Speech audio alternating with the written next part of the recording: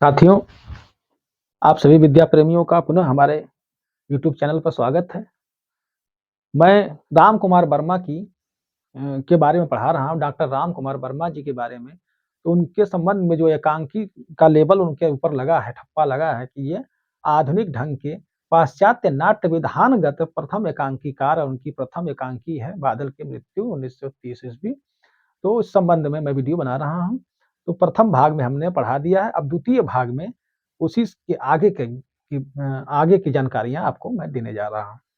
द्वितीय भाग में हमने रखा है कि एकांकी का चरण। आपने सुना होगा कि प्रथम चरण एकांकी का प्रथम चरण, एकांकी का द्वितीय चरण, एकांकी का तृतीय चरण, एकांकी का चतुर्थ चरण और एकांकी का पांचवा चरण जो चल रहा है वर्तमान में। तो आइए हम भाग 2 में एकांकी के पार्ट 2 में हम आपको एकांकी के चरण के बारे में बता जा रहे हैं कि कौन-कौन सा चरण किस-किस युग में रहा है, कौन-कौन से राइटर रहे हैं, कौन-कौन सी किताबें रही। तो आइए चरणों के बारे में जान लीजिए। ठीक है? तो एकांकी के चरण, यह भाग 2। ठीक है? भाग 2 लिख लीजिए, एकांकी के चरण। एकांकी के चरण। एकांकी के प्रथम चरण कौन है, एकांकी के द्वितीय चरण कौन है, या एकांकी का प्रथम चरण किस युग में शुरुआत हुआ, एकांकी का द्वितीय चरण किस युग में शुरुआत हुआ, इसके बारे में आइए जान लीजिए। तो एकांकी के चरण, ठीक है? तो एकांकी का प्रथम चरण कब शुरू हुआ था? लिख लीजिए, एकांकी का प्रथम चरण। प्रथम चरण, ठीक है? जो एकांकी का प्रथम चरण है वह है भारतेंदु युग। भारतेंदु युग। एकांकी का द्वितीय चरण कौन सा है? द्वितीय चरण। एकांकी का द्वितीय चरण कौन सा है? एकांकी का द्वितीय चरण जो है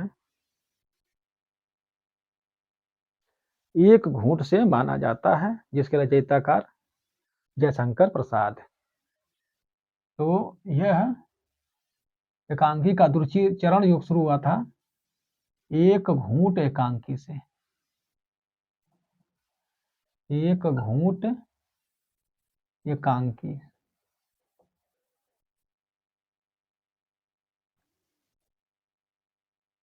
एकांकी से।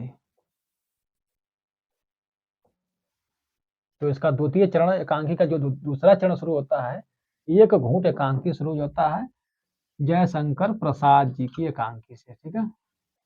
जयशंकर प्रसाद। एक घूंट का प्रकाशन 1929 ईस्वी में हुआ था। ठीक है? तो जो इसका एकांकी का दूसरा चरण मान के लिए 1929 में शुरू होता है। तो एकांकी का दूसरा चरण 1929, जो कि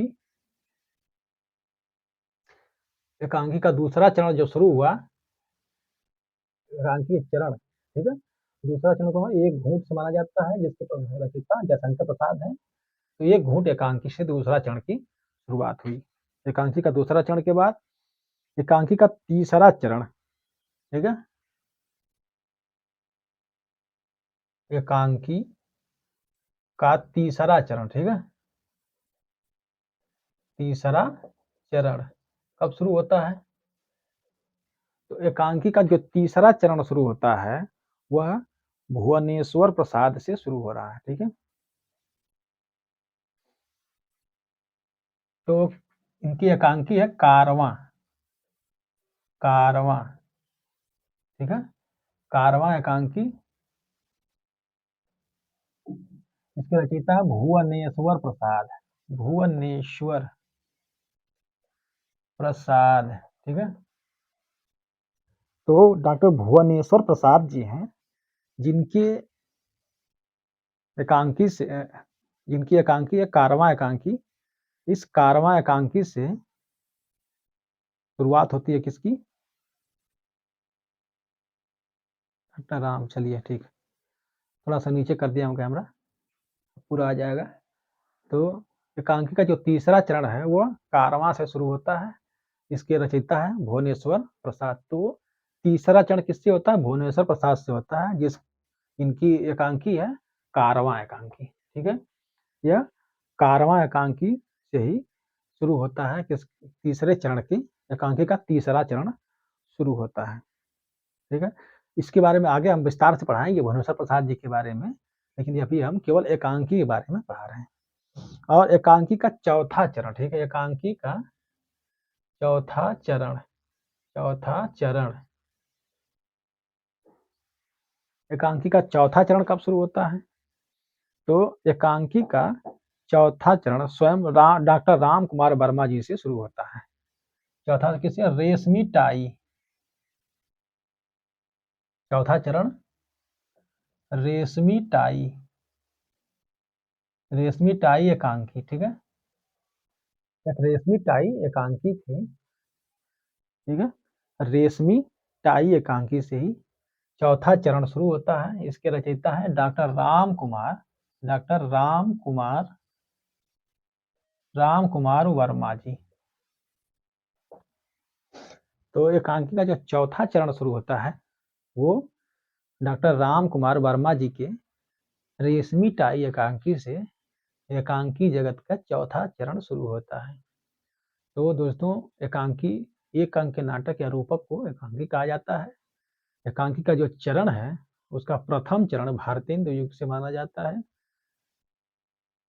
भारतेंदु हरिश्चंद्र ने बहुत सी एकांकियां लिखी हैं, लेकिन उसमें आधुनिकता नहीं थी, इसलिए उसे आधुनिक एकांकी नहीं कहा गया। उसके बाद एकांकी का द्वितीय चरण शुरू हुआ डॉक्टर जयशंकर प्रसाद जी से। इनकी एक एकांकी एक घूंट, जिसका प्रकाशन 1929 ईस्वी में हुआ था। इसी एक घूंट एकांकी से आधुनिक ढंग की एकांकी की शुरुआत होता है। यह दूसरे चरण में आधुनिक ढंग की यह प्रथम एकांकी मानी जाती है, एक घूंट, जिसका प्रकाशन सन 1929 ईस्वी में जयशंकर प्रसाद जी ने करवाया था। तो द्वितीय चरण एकांकी के द्वितीय चरण की शुरुआत एक घूंट 1929 से माना जाता है। और एकांकी, सर्वप्रथम एकांकी एक घूंट को माना जाता है, जिसका प्रकाशन 1929 में जयशंकर प्रसाद ने किया है। इसके बाद हमने एक और चीज बताया है कि डॉक्टर राम कुमार वर्मा जी के नाम भी एक एकांकी के संबंध में प्रथम का लेबल लगा है। तो वो पश्चिमी नाट्य विधान के प्रथम एकांकीकार माने जाते हैं। उन्होंने पश्चिमी नाट्य विधान को ध्यान में रखकर, पाश्चात्य नाटकों को ध्यान में रख करके सर्वप्रथम एकांकी का उन्होंने रचना किया था, एकांकी की रचना की थी। इसलिए उन्हें पश्चिमी नाट्य विधान का प्रथम एकांकीकार माना जाता है। और नाट्य एकांकी जगत का तीसरा चरण जो होता है वो शुरू होता है किससे? कारवां से। तो एकांकी का तीसरा चरण भुवनेश्वर प्रसाद के कारवां से शुरू होता है। तो एकांकी तीसरे चरण के अगर माना जाए तो प्रथम लेखक कौन है? भुवनेश्वर प्रसाद जी हैं। तो तीसरे चरण का एकांकी का तीसरा चरण शुरू होता है किससे? भुवनेश्वर प्रसाद के कारवां से शुरू होता है। उसके बाद चौथे चरण की जो शुरुआत होती है वह डॉक्टर राम कुमार वर्मा की एकांकी है रेशमी टाई से। रेशमी टाई एकांकी ऐसी एकांकी है जिससे डॉक्टर राम कुमार वर्मा जी ने लिखा था। और इसी रेशमी टाई से एकांकी जगत का चौथा चरण शुरू होता है। इसके बाद इस समय पांचवा चरण चल रहा है, जिसके बारे में कोई विशेष प्रश्न नहीं बनते, ना कोई जानकारी है। अगर कमेंट करेंगे तो मैं पांचवा चरण को भी किताबों से ढूंढ कर आपको बता दूंगा। ठीक है, इसके बाद विद्वानों के बारे में लिख लीजिए। जो विद्वान है किसने किसको क्या माना। ठीक है, ठीक है, किस विद्वान ने किस चरण को पहला चरण माना है या दूसरा चरण माना, इस तरह की चीजें आप विद्वानों के बारे में लिख लीजिए। ठीक है, तो विद्वानों के बारे में आइए जान लेते हैं।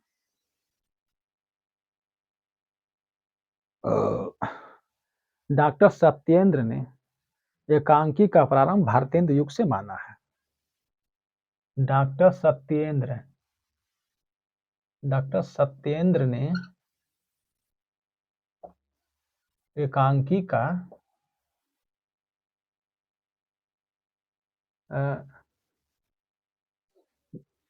एकांकी का प्रारंभ, एकांकी का प्रारंभ, ठीक है, का प्रारंभ डॉक्टर सत्येंद्र ने एकांकी का प्रारंभ किससे माना है? भारतेंदु युग से माना है, ठीक है, भारतेंदु युग से माना है, युग से माना है। याद रखिएगा, डॉक्टर सत्येंद्र ने एकांकी का प्रारंभ भारतेंदु युग से माना है। किसे? भारतेंदु युग से। डॉक्टर सत्येंद्र ऐसे विद्वान रहे हैं जिन्होंने एकांकी का प्रारंभ भारतेंदु युग से माना है, ठीक है। दोस्तों वीडियो लंबी हो रही है, इसलिए वीडियो थर्ड में मैं इसको डालूंगा। इसके आगे किस विद्वान ने किसको प्रथम माना है, याद रखिएगा। तीसरी वीडियो में मैं आपको ये मिलूंगा इसको लेकर के कि कौन कौन से विद्वान रहे हैं जिन्होंने किसे माना है। नहीं, वीडियो अभी देखें 10 मिनट की हो रही है, चलिए इसी में पूरा कर देते हैं, इसको 20 मिनट की कर देते हैं। तो डॉक्टर सत्येंद्र ने एकांकी का प्रारंभ भारतेंदु युग से माना है। उसके बाद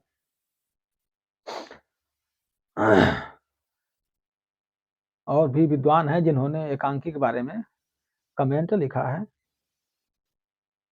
बहुत से विद्वानों ने भारतेंदु की एकांकी प्रेम